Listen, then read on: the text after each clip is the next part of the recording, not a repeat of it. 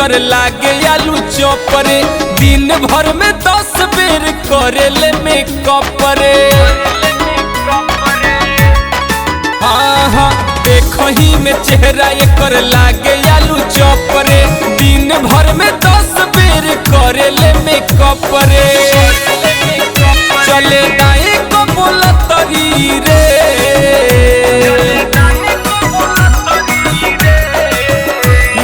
लाज कोनो कतरी रे, सभे कहे छिहतरी रे।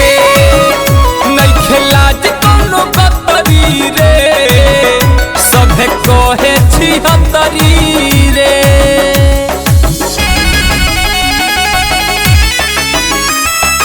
Mix by Rishma recording studio थाने।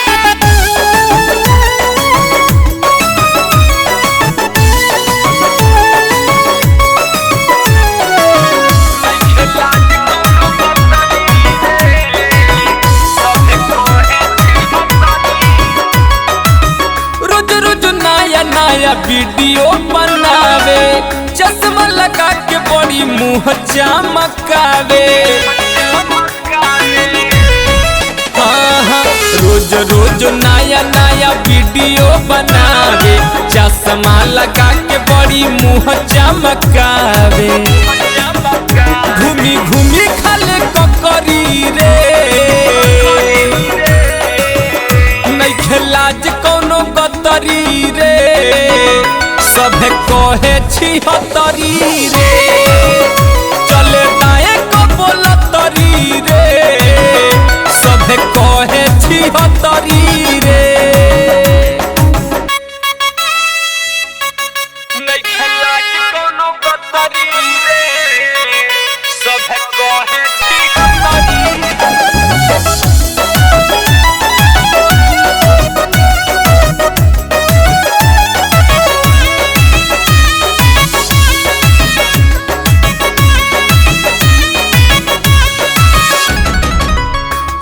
जवानी पर मारता हिलो रहो, सब कोई डुबकी लगावे भोरे भोर हो। हाँ चढ़ली जवानी कर मारता हिलो रहो, सब कोई डुबकी लगावे भोरे भोर हो। लिहले सागर सैलेस पकड़ी रे, नइखे लाज कोनो कतरी रे, सभे कहे छिहतरी रे। जमे जितेंद्र से ना पटरी रे,